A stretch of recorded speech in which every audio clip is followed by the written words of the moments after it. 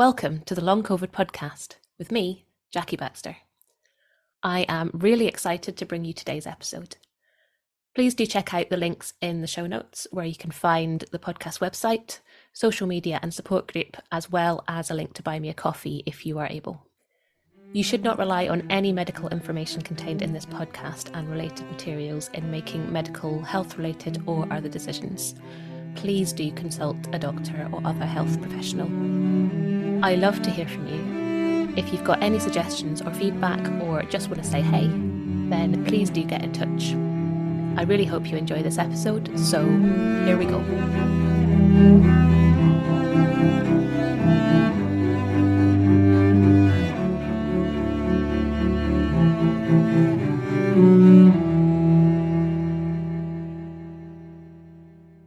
Hello and welcome to this episode of the Long COVID podcast. I am absolutely delighted to welcome Gez Medinger to the podcast today. So we're going to be talking about all sorts of things around long COVID, obviously, his experiences and all the work that he's been doing. So welcome to the podcast.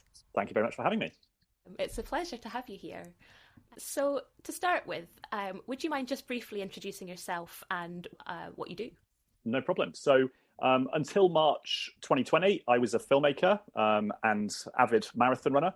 And unfortunately, March 2020, like just about everybody else in London, I caught COVID, although we didn't have any way of showing that we had because there weren't any tests. I didn't get better and my symptoms continued to change.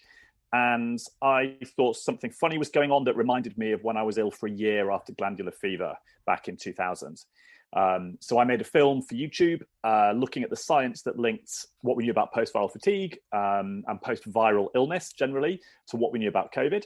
And I sort of put it out there, wondering if anybody else like me was still really not feeling well after sort of 5 or 6 weeks. Because again, the news, right, this message wasn't out there. No one was talking about not getting better. You either went to hospital and maybe died or you got better straight away in like 6 days or whatever. Anyway, so I put this out there and suddenly found tens of thousands of people who were in the same boat as me.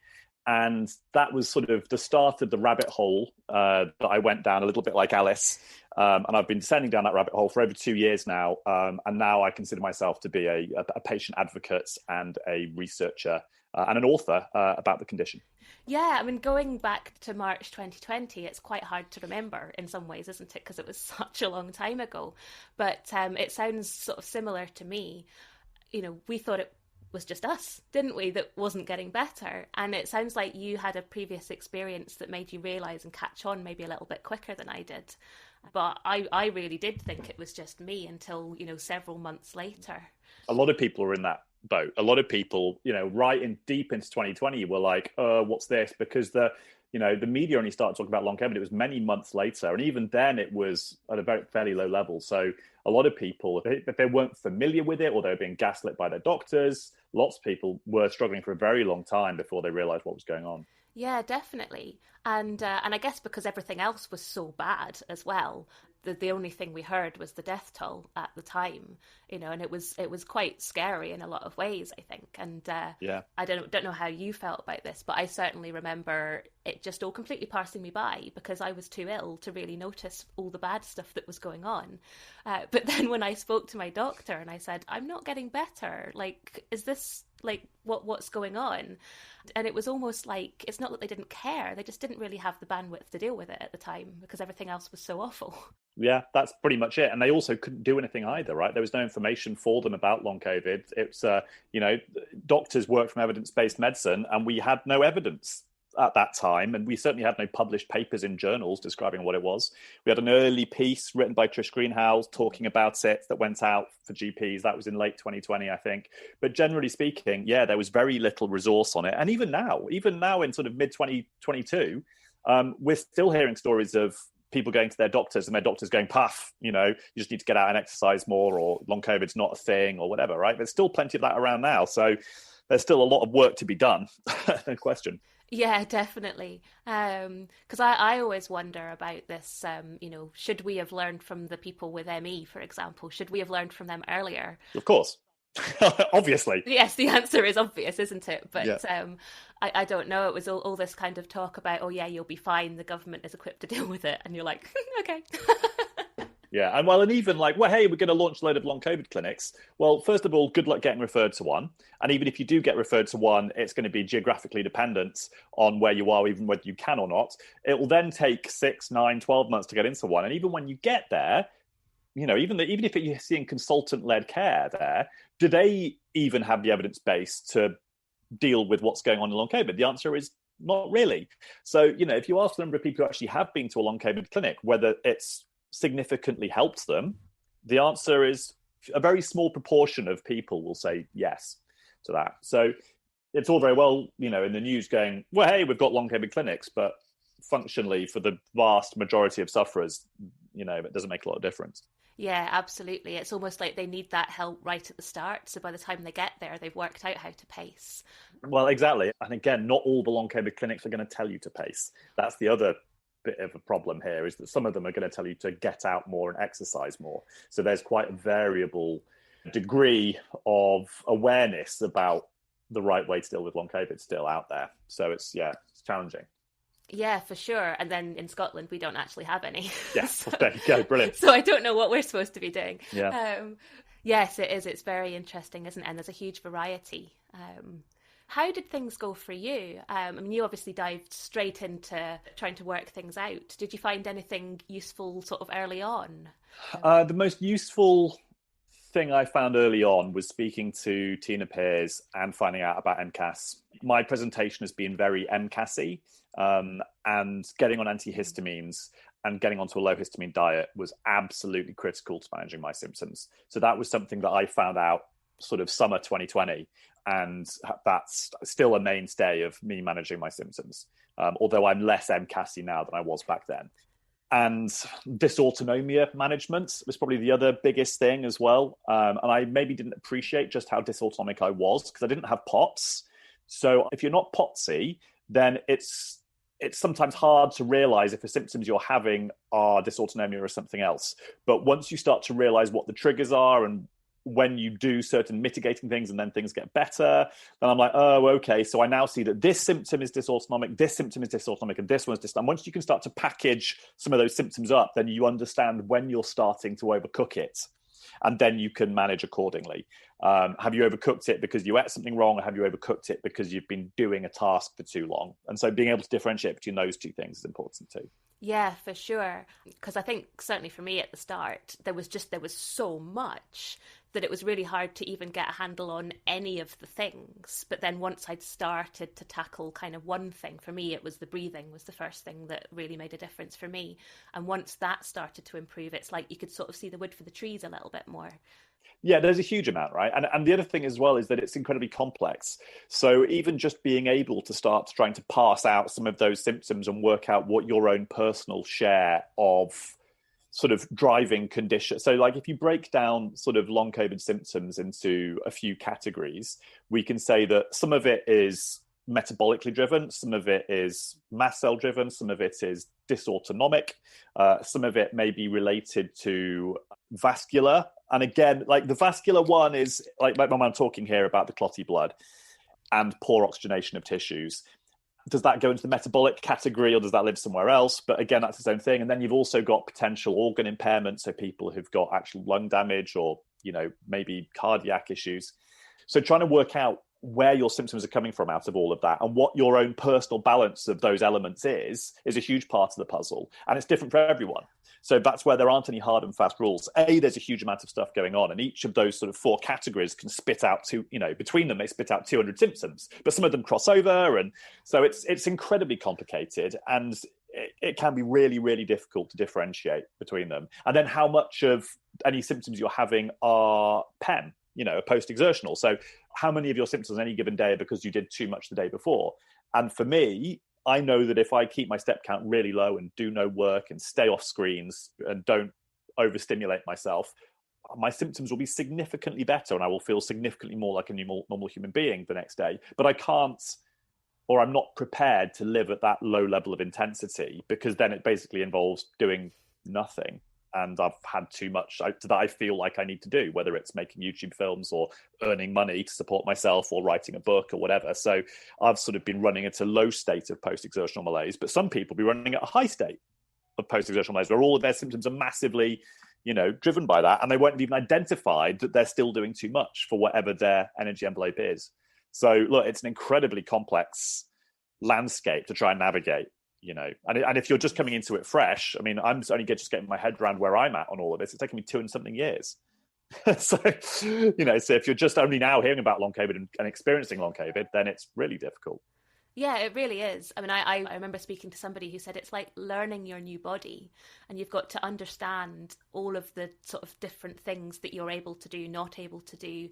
And it's not like it's even the same every day either, is it? You have a good day and a bad day, and you need to know how much you can do on either of them. So this sort of unpredictability that makes, even once you think you've got a handle on it. Yeah, so one of the biggest sort of barriers to pacing, because pacing obviously is critical in all of this, but weirdly, one of the barriers to pacing is the good day. Because when you have a good day, well, it depends on how good your good days are relatively. But for me, my good days, I don't feel too far off normal, provided that I don't obviously go and like run or something like that, in which case I'd fall apart very quickly. But like just going around the house or dealing with emails, I feel relatively normal. So it's really easy for me in a good day to overdo it. And then you blow up and then it's a world of pain. So being able to hold yourself back on a good day and look at what you want to do, and the 50% rule I've heard used, which is quite a good guide on this, only aim to do 50% of what you think you ought to be able to do. And if you get away with that, then maybe you could try 60% the next time you have a good day. But if you don't, then you won't have blown yourself up anywhere near as badly as if you'd just gone and done 100% of what you thought you could do. Yeah, which is frustrating in itself, isn't it? Because, when you get so few good days, of course you want to go and do all the things on your good day. Yeah, well, the list is backed up, right? The list has been backing up for days or weeks or months. Or 2.5 years. Or 2.5 years, yeah. Yeah, definitely. It is. It's incredibly difficult. And then, that causes a huge amount of a mental toll on top, doesn't it? We'll be right back. I'm interrupting myself for a second to tell you about long COVID breathing. The fabulous Vicky Jones and I have teamed up to bring you long COVID breathing. We are both passionate about sharing our expertise and experience of the breath and how incredibly helpful that can be with long COVID. We've worked together to develop a course that is specifically tailored to those with long COVID. It's a 6-week course with 12 sessions, all delivered online. The community feel and learning that we're all sharing is such a joy. To find out more information and to sign up for our courses, workshops and other shorter sessions, please check out the link below, longcovidbreathing.com, or email longcovidbreathing@gmail.com to start your breathing journey with us.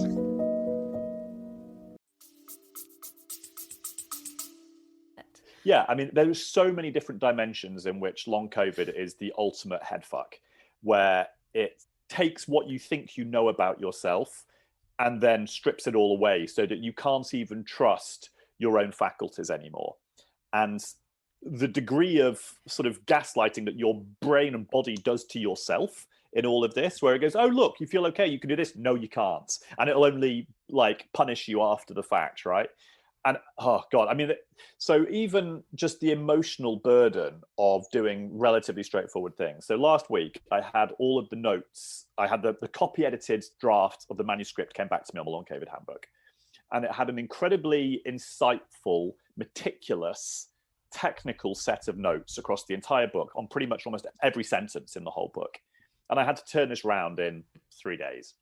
And normally it's one of those things where if you're well, you just sit down, and it might be difficult and it might be challenging, but you can sit down, knuckle down, try and focus, remove distractions, and just motor through it step by step by step. But with long COVID, where my ability to focus, and the stress of this, I think, as well, just made my long COVID worse. So I couldn't focus. I couldn't even read at times. I couldn't process the information. And my emotional state was really ropey as well. So just being able to do the work, and it took me 4 days in the end, but it required every ounce of intellectual, physical, but also emotional energy that I had to get through that. Whereas what I was doing was not necessarily that shouldn't have taken an emotional toll, but absolutely it was, because I couldn't trust my faculties. The one thing I've been able to rely on during my life generally is I can rely on my brain to work and I can figure stuff out. And here I couldn't. I could look at a sentence and just not understand it. Even the stuff I'd written, I'd look at my own paragraphs in the book and it was like double Dutch. And I was like, oh my God. So I'd have to go off and take a break, and I'd come back and I'd see if I could do it then. And sometimes I could, sometimes I couldn't.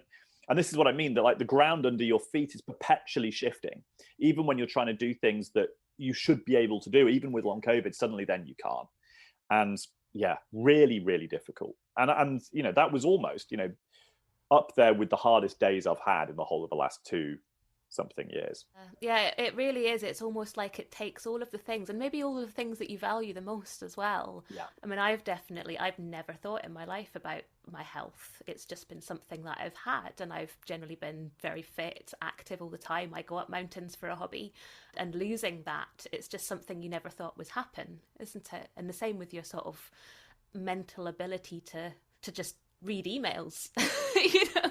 Yeah, to be able to look at a sentence and understand it. You know, I mean, we don't ever consider that wouldn't be something we'd be able to do, right? And I broke my pelvis 2020, but whilst I had long COVID. But people immediately with a broken pelvis were like, oh my God, that's awful. You know, I had a week in hospital, that's terrible. And it was painful, but it was like not a jot on long COVID, because I can deal with impaired mobility. I can deal with high pain levels. I can deal with the other stuff that comes with a severe injury like that. But what breaking your pelvis doesn't do, it doesn't steal your mind. It doesn't like compromise your ability to have a conversation or to be able to read or to be able to watch something. You know, it doesn't compromise your ability to eat the food you want to eat. It doesn't compromise your ability to sit at a desk and work or do any of that stuff. Whereas long COVID robs all of it, you know, all of the stuff that you might have used to like doing. And even the simple pleasures, you're suddenly like, if I just want to, I don't know, just go out into the garden. I'm even thinking about, if I'm a bit pemmed, do I want to add those steps to my day, right? Even the simple stuff, let alone like, well, I'd really like some chocolate, but I know I'm going to react to it, so I can't have a chocolate. I can't have a cup of tea because I know I'm going to flare up afterwards. So that's how how horrendous it gets you in all sorts of dimensions that you wouldn't ever exist, could be compromised until you get long COVID. And, you know, with breaking a bone or, you know, a obviously physical injury like that, there's an end date on it as well, isn't there? You know it will heal. Yeah, you know what's going to happen. Yeah, and if it won't, then at least you have a sense for what the problem. You know, let's say you break something in a way that will have an implication. Well, the docs will be able to say to you, "This is the implication." With long COVID, we still don't know what the implication is. You know, there's one really terrifying article that's just been published on the Oxford University Press by a guy called John Patcai, Patcai, if you want to Google it. And it's looking at the long-term outcomes for people with long SARS, basically, from a cohort in Canada, about 50 people. And the reality for them is that they're all still fucked, like however many years we are at now, like 19 years later. Now, what does need to be said is that these are all people who were severely ill and in basically intensive care with SARS-1 at the time. But they were otherwise fit, healthy young people. And the point that John Patcai makes in the article is that you know, it wouldn't be a surprise to see that some people don't get better from long COVID in time unless we work out what's going on and work out how to fix it. And I agree with that. And I've kind of agreed with that from the start. I don't think recovery is going to be a given. And I think some people will recover, and there are many things that we can do to improve our chances of recovery and things that we can do to almost guarantee that we won't, like not make any accommodation for pacing. If you just try and live your old normal life and your long COVID is severe, you won't recover. You'll be living in a constant state of autonomic crisis and your body won't have a chance to recover. But yeah, that sort of paper for me highlights the importance and critical pressing nature of us cracking what's going on with it and developing treatments. Although I don't think that either of those things are going to happen particularly quickly. No.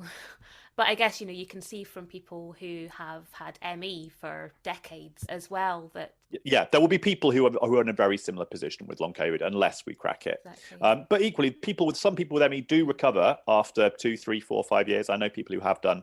It does happen. Generally speaking, those people who have recovered made a set of changes that helped precipitate their recovery.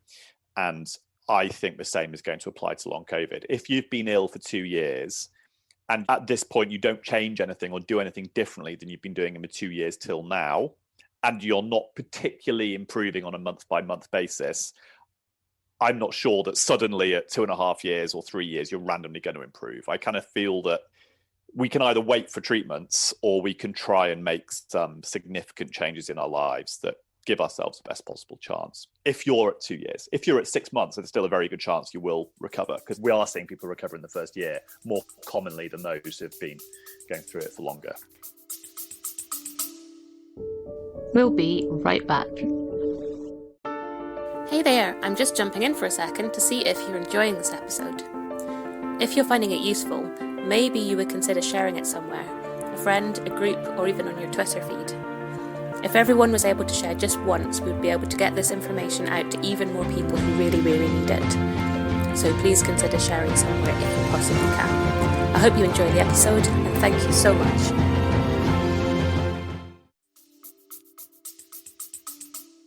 Yeah, I'm sure I've noticed that. But yeah, definitely, I think, if people are able to sort of get some of these, I was going to say interventions, I'm not sure that's the right word. Well, it kind of is. You kind of have to stage an intervention on yourself, which is, okay, I have to very quickly reframe my life and prioritize my health, as opposed to prioritizing all of my hobbies and the other things I might need to do.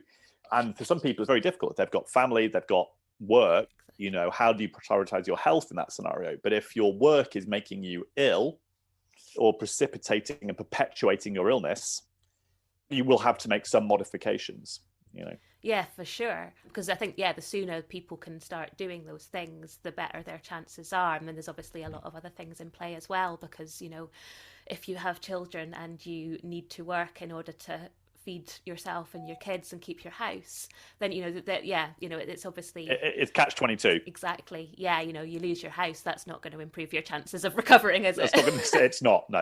And here's another way in that long COVID is just, I was going to say evil, it's not a word I like using, but the way that it's like you have to try and avoid stressing yourself on a physiological level, and so when I say physiological, I mean, included in that are emotional stresses as well as physical stresses. But the very existence of having long COVID is inherently stressful and it creates more stress and more difficulty in every single level of everything that you do. So how are you supposed to somehow now live some sort of Buddhist sort of peaceful Zen existence? It's incredibly difficult. And that's the irony of the thing, is that the one thing you need to do is made 10 times harder. Yes, exactly. Yeah. I've definitely found that the physical stresses are much easier to avoid, because they're more obvious. It's the sort of emotional ones. I have an argument with my partner and suddenly I go into meltdown, and, you can try and avoid that, but it just happens because long COVID is stressful for him as well as for me. Yeah, of course. And, for example, me having to get through the revisions last week on the book, like the emotional stress of just seeing this mountain in front of me that I didn't believe I had the faculties to climb was so stressful, that put so much autonomic stress on my system that my symptoms got worse. And then it made it even harder to do, right? So it becomes this sort of vicious cycle of just multiplier effect where, horrendous. Yes, it's like we make it worse and worse and worse, but we can't help but do that. Oh, to be honest, the talking I find easier than the listening. Listening is what exhausts me. And especially with certain types of processing, I find hard. So visual processing, so let's say driving a car or physical stuff, generally not a problem. It will tire me out, but it's not awful. I can do it. But phone calls, Zoom calls, even in-person conversation, I find much, much harder. Watching with TV is fine. I can understand what people are saying on TV, but as soon as you make it a person I'm talking to, it weirdly uses a different part of the brain. And it's like 5 or 10 times worse to try and keep up and keep processing that kind of dialogue. It is, isn't it? It's in and out as well. If you're watching TV, it's all one way, isn't it? Yeah. Yeah, that's a really good point. I'd not thought of that. Yeah, you've mentioned the book a few times. This is exciting. How did this come about? So, it's a good question. It was fairly serendipitous, to be honest. So how far back do I go with this? Kind of for the last 5 years, I have been feeling a slight unsettledness about whether the course my life was going on was in the right direction. I started a production company up in about 2002, and I ran that for 10 years. And then after that, I sort of focused on making movies. And I made a horror movie that got released in 2015. And after that, I was trying to get my second movie off the ground. But the problem with that whole business, as much as I love it, and as much as I love telling stories on screen, is that the whole the financial dynamics of that industry are hugely in flux. And it's not an easy place to make a living, and it's not an easy place to be making independent movies right now, because the bottom has absolutely fallen out of the back end of it. So you can't basically make any money from the movies you make. So if you can't make any money from the movies you make, you can't raise the money to make them, because no one's going to get the money back. So unless you're making stuff for one of the big streamers, so Netflix, Amazon, Hulu, whatever, Apple, it's kind of, tumbleweeds out there. So the answer is, how do you get in the door with the big guys? Incredibly difficult is the answer, unless you've made a bunch of stuff. But how do you make a bunch of stuff when it's too expensive to make the bunch of stuff and you can't? Anyway, so I was becoming a bit disillusioned with all of that. And as a result of that, I was sort of looking for a way of doing something that was going to just create another way of earning a living that was meaningful. And I kind of got into the medical side of what I was doing in the sort of the long COVID research side of things and the advocacy. And I started a paramedic science course, and I did a year of paramedic science with long COVID whilst doing all the rest of this stuff and earning a living. I don't quite know how I did it. It was challenging. But where I really came up against a brick wall was when I got to placement, which basically involved bouncing around the back of an ambulance for 12 to 14-hour shifts. And I went into it in a really good state of health. And after 2 weeks, I was not doing well. And I sort of made a call that this wasn't sensible to continue with the placements. And I knew that as I was doing that, it was going to involve deferring for a year. But I was also considering whether actually it wasn't for me anyway, because it turns out that I don't function so well or so happily if I'm being asked to operate inside a box. And when I say that, I mean like figuratively and literally in the case of the back of an ambulance. Put it this way. If you're working for the ambulance service, there is no scope for independent thinking, no room for ideas, or this could be done better this way. And surprisingly, the one thing that might redeem it, which is actually helping people and patient care, you would be surprised at how far down the list of priorities in reality it is. And the combination of all of those things, I was a bit disillusioned. Anyway, so I stopped my placement. And the very next day, I met an author called Kate Weinberg, who also had long COVID. And she said to me, you should write the long COVID handbook. And immediately I was like, well, obviously, because there's this fundamental huge problem out there, which is, where's the information on long COVID? The answer is it's dotted around all over the internet in 1,000 different forms. If, let's say you catch COVID, you're a normal person, and 2 months later you're not right, and you're like, I just Google long COVID. How do you get access to all of the lessons that have been learned by the community and by the MECFS community and the long COVID, and all of the thinking that's been accumulated in the last 2 and something years? And how do you differentiate the stuff that is legit from the stuff that's horse shit? Very difficult, right? I mean, you could find your way perhaps to my YouTube page and sit through all 80 of the films I've made. I mean, that's quite an undertaking. I don't blame anybody for not doing that.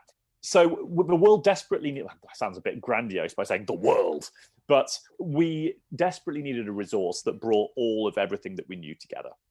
And so it just struck me that long COVID was a problem that wasn't going away. It was only going to be getting bigger. It's not just the UK, it's all around the world. And I thought, this is just a brilliant idea. So Kate helped me put together a pitch document. I mean, we went out to a number of publishers, and a lot of them were like, this is really interesting, but not for us right now. And I was like, And that was kind of like our first round of, actually, it wasn't publishers we went to, it was agents, literary agents. And so I was like, okay, well, we'll have to sort of rethink, rewrite, change it up. Wasn't quite sure what to do next. And then I randomly met a pair of old friends who I know from the classic car scene at the Ace Cafe in London. I've not seen them for years and ended up sort of boring them about stories about long COVID, because obviously that was the big news since last time I saw them, is that I was now this sort of dried up husk of a human being. And one of them, it turned out, worked for a literary agent and said, this idea you've got for a book sounds brilliant. Let me, introduce you to the agency. They loved it, got on board. So I honed the pitch again for it. And they suggested that I should probably team up with a medical professional of some sort, because the book needed that for credibility. As much as you could have something written by a journalist, I think it's better when you've got the medical side of stuff covered too. So I thought about who would be, on my sort of dream list of people to write it with. And Danny Altman was up there. And so I contacted Danny, and Danny said, great, to my great surprise, came on board.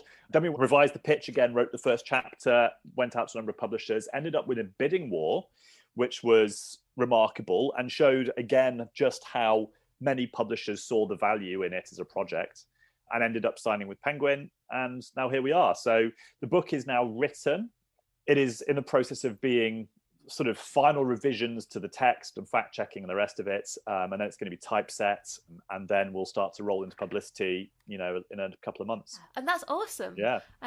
But you're absolutely right. There's a lot of information out there, but it's quite hard to find. And we were saying earlier, the sooner you can get a handle on what's going on and start to do some things to help yourself, the better.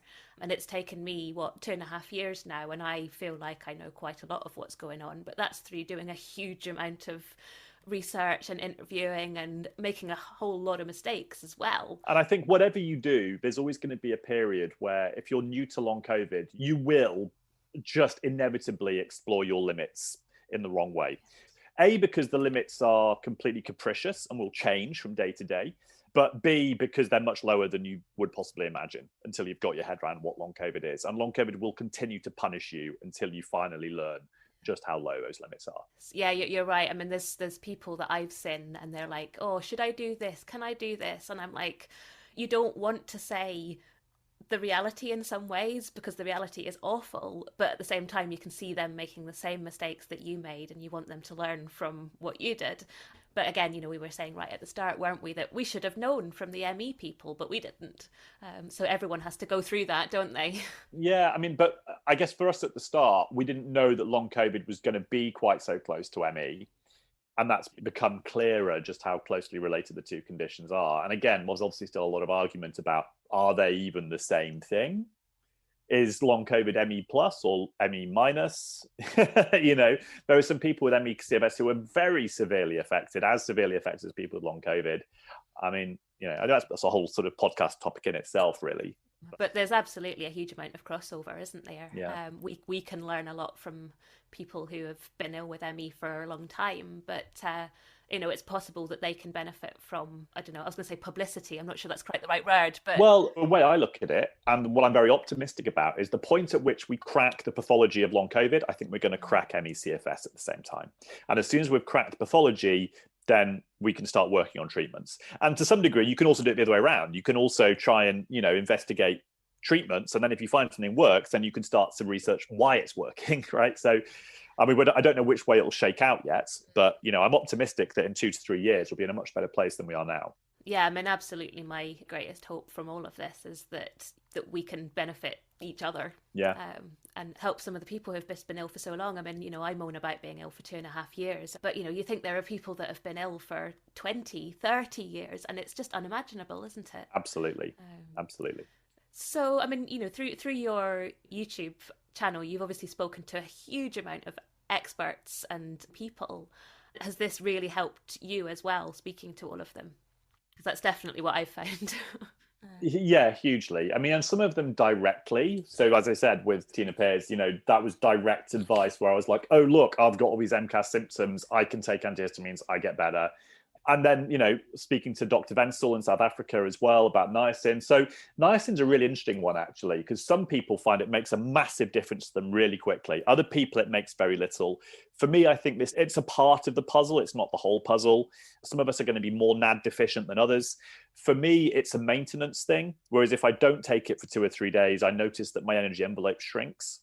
So for me, it gives me, an extra sort of 20% on my energy envelope if I take it, and a little bit more cognitive clarity, but it doesn't cure me. Whereas some people find that it is almost the final missing part of their puzzle. So like everything, right? And the same thing with supplements. Like if you take, 10,000 long haulers, you're going to find someone who will basically claim that every single supplement there is, a different one, has cured them.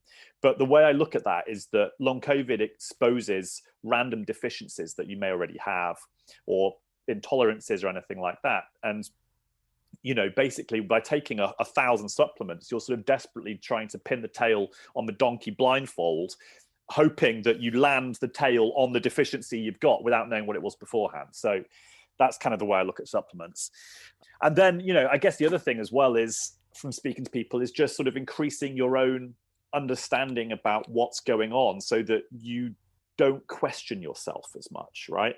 Because part of the problem in all of this is that the good day, bad day thing means that you start to then question your own good and bad days. And it's like, are the bad days in my head or are the good? And you don't, because you don't ever know which, there is no solid ground to stand on. You start to gaslight yourself as well. The more sort of fabric of real science you can start to understand underneath it, it helps mitigate some of that. Yes, it certainly does. And you get this bigger understanding of yourself sort of in your head. I mean, I keep thinking that I should get a big bit of paper and just draw myself a massive like spider diagram, because at the moment it's in my head and that's not good. Yeah, I might have thrown it away. I drew a diagram of how I basically saw the pathology working. How does autoimmunity relate to blood clots? How does metabolic stuff, mitochondrial malfunction relate to MCAS and all this sort of stuff? And because at the moment it's just like, oh, there's all this stuff that's wrong with us and there's all these things and it's just a big jumbled mess. And so I drew it into a sort of a bit of a flow chart.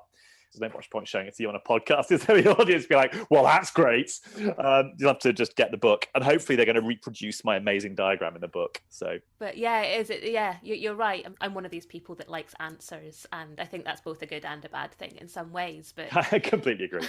I want to know why something happens, because then I can work out what I can do about it. So my breathing isn't very good. Right. Well, I can work on that. That's something that I can practically do that will help. It's not, as you say, the whole story, it's part of the puzzle, but that for me was a huge part of my puzzle. But yeah, I think sometimes as well the search for answers can almost be counterproductive, because sometimes you just have to accept that things are.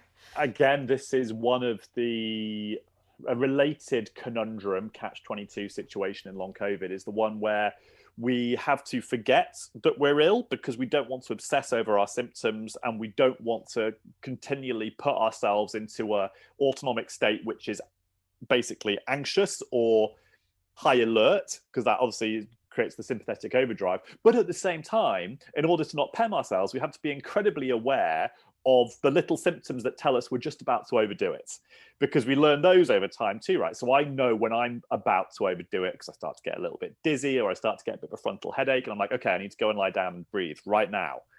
So how do you manage that hypervigilance, which you don't want but need?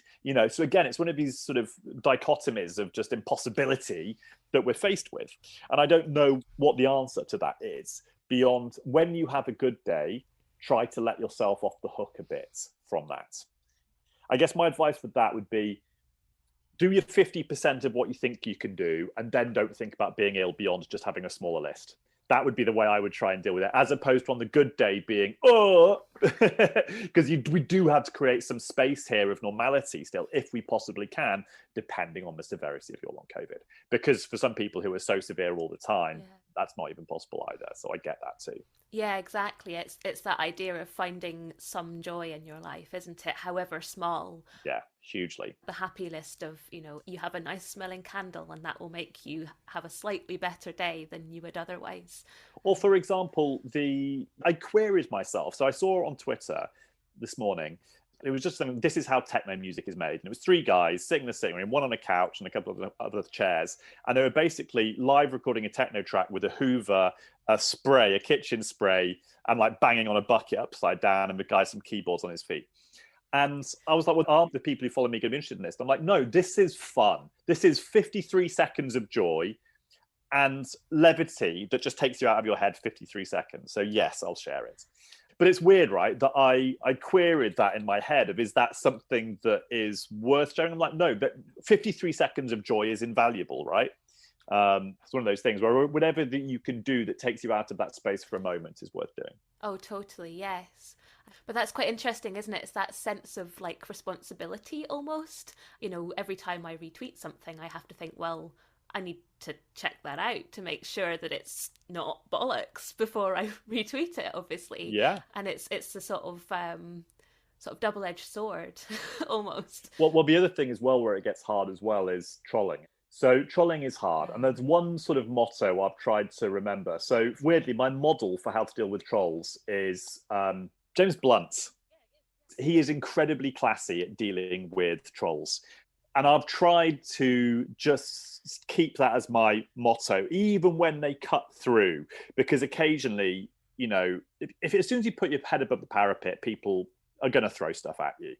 And yeah, so I've tried to always try and stay classy, but it's hard, especially when you're already on a bit more of an emotional knife edge yourself, and someone's attacking you for, you know, you've basically gone out of your way to do a load of work when you're ill to help people, and then people attack you for it, and instinctively you want to go, well, fuck you.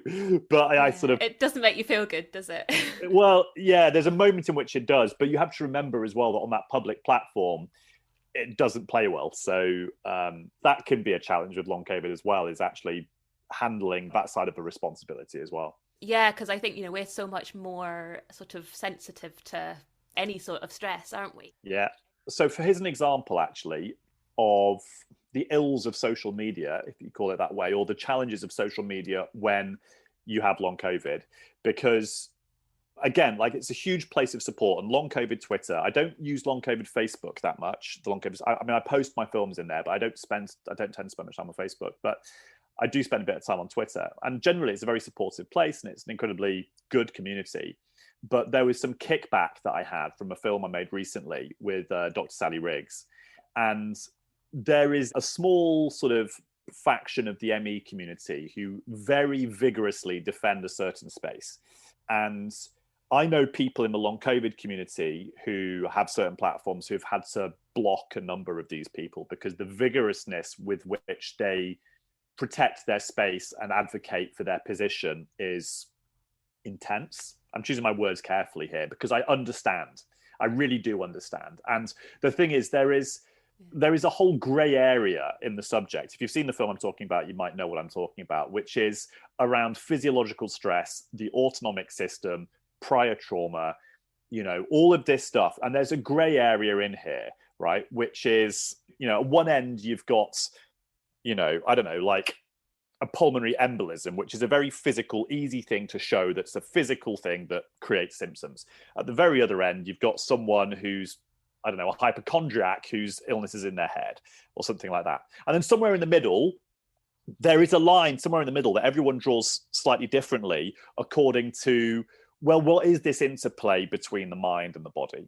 And everybody draws the line on where they see that interplay between mind and body somewhere differently. And some people who exist at one end of that spectrum can defend that position very vigorously. Anyway, point being of all of this is that I was getting, I mean, you know, triggered is the word, I guess, but it was physically making me feel worse. It was physically making my long COVID worse to try and deal with this. So I just took like 4 days off Twitter and I just deleted the app off my phone. And it was the healthiest thing for me to do. But that's a perfect example in itself of how the very situation I was talking about when I was getting that level of heat was actually making my symptoms worse because I was autonomically stressed, and then that was making me more dysautonomic, which for me is kind of proof in the pudding of what I was trying to say. But anyway, complex topic, needs to be discussed sensitively. And I'm hoping that as time goes on, we'll start to get a better, you know, a handle, and the science will evolve around some of those areas where at the moment it's still a bit grey, and hopefully we'll start to get a bit more clarity on some of that interplay between the autonomic system and physiological stress, whether emotional or physical or whatever. Yeah, absolutely. And I think, I mean, I guess the difficulty with the autonomic dysfunction sort of side of it, which I think, you know, for me is a huge part of my symptoms, is that you can't see it. And that's, I think, what makes it very, very difficult for us to understand, and for other people to understand as well, when you're trying to explain it to people that, you know, you can't really get stressed, otherwise you end up iller. You know, I guess, you know, it is hard to understand unless you're actually physically experiencing it, isn't it? Which I guess is why someone like yourself, you know, you're sort of the genuine voice of lived experience. You are literally living this. Well, although it was funny, there was one comment on YouTube recently, which I sort of responded to, and then I posted on Twitter, which was someone saying, I wish someone who actually had the real long COVID made these films, not the half-assed version that Gez has got. And then I responded saying something like, how do you know what version of long COVID I've got anyway? Like, how do you know how ill I am? And then he doubled down. And I found that interesting, right? Because in all of that, it raises the question of A, how invisible the illness is, and B, that whole question of you seem fine, right? And what people don't realize is that they don't see you 24 hours of the day. So people might listen to this podcast and go, well, Gez seems fine. In an hour of talking, he only forgot James Blunt's surname, right? So what's his level of impairment? What they don't see is that I spent the hour before this resting on the sofa with my eyes shut doing breathing exercises. And as soon as we're finished, I'll have to go back and do the same thing, because I can't go from this podcast, this conversation, just an hour's conversation, I can't go from that into doing any work on the computer, because my brain will just be absolute cheese. And I know myself that even just having this conversation in this form will have put me into sympathetic overdrive, and I need to bring myself back again, and if I don't, I will crash. And so, that's the invisible side of the illness, is that people only see you when you are, you're burning your nitrous when you're around other people to try and just keep up with normal life. And they don't see you just crash into the barriers at the end of the track as soon as they walk away. It's hard. You're right. And I think even other people with long COVID can fall into that trap of saying, oh, well, that person, that they're not as ill as me because they look fine right now. But yeah, it's easy to forget, isn't it, that people only see you when you're doing okay. Yeah. And equally, I only record my films on the very good days. And there are some weeks where there might only be one day where I'm feeling well enough to record, and yes, I probably do look okay at the moment, especially compared to how wretched I looked a year or two ago in the winter. But I've got a bit of sun on me. I try and go outside because I know I respond well to daylight anyway. And it's the one day where I'm actually less wrecked, right? People wouldn't be saying, oh, you look well, if I record on any of the other 6 days of the week. But, oh my God, mate, you look terrible. So again, there's that degree of filtering as well that goes on. Yes, absolutely. Yeah. And if you're not feeling up to doing it, then, it will wait until the following week. Exactly. And I've even got to the point now where I try and write 3 or 4 scripts in advance so that I can then record them all in one hit. And that means then that I don't need to wait days to be well enough to do them again. I can just do them on one good day and get as much done as I can, which is why you'll notice in the recent films I'm wearing the same shirt like 4 films in a row. It's not because I just only put that shirt on, it's because it all got recorded together. But I guess then you fall into the trap of potentially overdoing it on that one good day because you want to make the best use of it. It's so difficult, isn't it? Well, that's it. That's part of the thing. Although I have now finally worked out a way of recording that is less taxing energetically. Weirdly, for some reason, I hadn't got an auto cue system that worked early on. So I was having to, how challenging is this when you've got long COVID brain fog? Look at a paragraph of complex technical stuff, try and remember what it was, and then deliver it to camera. And honestly, sometimes it would take me 10, 12, 15 takes to try and get stuff out. And it's so exhausting. It would take me like 2 hours of this stuff to get through recording a film. So thank God I've now got auto cue, because it takes me basically as long as the film is to record it. So it's like 8-10 minutes, and that's fine. Yeah. Did you ever consider podcasting? Maybe should have done. Yeah. Do you have a sort of a list of the things that you found the least useful? I mean, again, it's going to differ person to person, isn't it? What is the least useful advice in long COVID?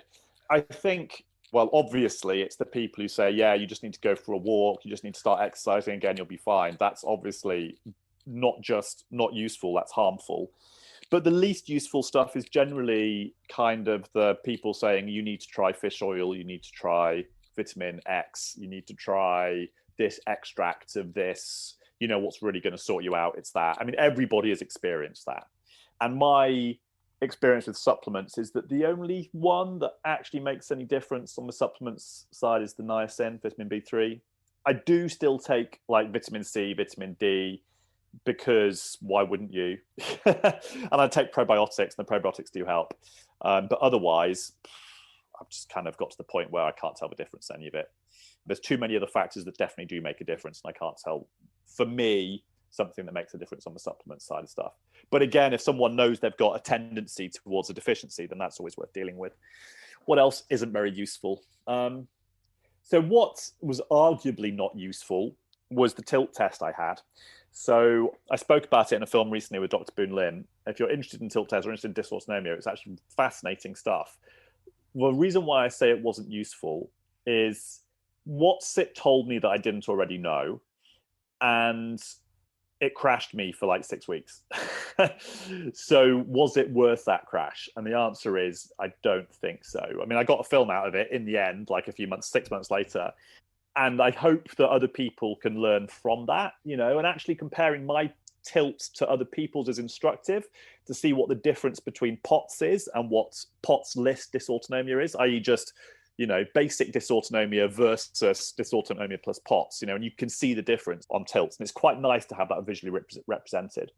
But beyond that, it hasn't helped me that much. Yeah, it's like it gives you that diagnosis, doesn't it? But you knew that already, didn't you, really? Yeah, I did. I knew it already. Yeah. I guess in a sense, it told me that it wasn't in my head, again, because I was questioning, am I really dysautonomic? Yes, I clearly am, because I was about to pass out after just being raised 60 degrees for like 8 minutes or whatever it was before I crashed. So I guess it was validation, but did I need the validation? I don't know. I'd have swapped the validation for 6 weeks of not being in a crash for sure. Yeah, that's true, because that's all it gave you, really. Yeah, exactly. Yeah. But yeah, no, that's really interesting, actually. I mean, I've never gone for anything like that, but again, I heard plenty of people talk about that they have. Again, I think it was Dr. Boone Lim. He basically said, you can do your own tilt test. Does it get worse when you stand up? Yes, it does. Therefore, that's my answer. Yeah. So that's possibly enough. Yeah, evidence. Yeah, to tell you what you need to know. And again, you can do your own sit to stand quite easily, which is basically just sit down or lie down, take your heart rates, stand up, and then keep a measure of your heart rate every minute for 10 minutes. Does it jump by more than 30 BPM? If it does, probably got POTS. It's quite simple. I mean, that's not super like technical, and yes, there's a better way of diagnosing than that, but that's a pretty good indication. Exactly, yeah. It's certainly enough for you to then go, right, okay, well, now there are things that I can try and do because I know I've got a name, I've got a label. Yeah. I mean, yeah, certainly what I found at the start was that I didn't know what was going on, so I didn't know what I could do. And all I wanted was someone to say, you could try this and it will help. But I didn't have that for so long. And then when I finally did, it was like, oh my goodness, now I have something that I can work on. Yeah, and I'm sure everybody listening to this is already on board, but don't underestimate the conservative measures. We all want a magic pill, so we all want the hard drug that's going to fix it, but don't underestimate the difference that conservative measures like breath work, salt intake, fluid intake, compression, they can all make a huge difference. And there's a reason why people like Dr. Lim suggest those first, because they can make a huge difference by themselves. And they take discipline sometimes, and we don't want to necessarily have to do discipline. And I'm not as disciplined as I should be in terms of going and doing my breathing. There's a bunch of stuff I should and could do it better, but I'm a bit lazy about it. And I have to remind myself to be disciplined, because then I will benefit. But it's hard, right? Yeah. It is hard, because we want to live our lives, don't we? And you think, well, I could see a friend for an hour, or I could go and do my breathing exercises, and spending time with your friend is going to be more fun. And I get bored doing the breathing exercises. It's hard not to get bored, right?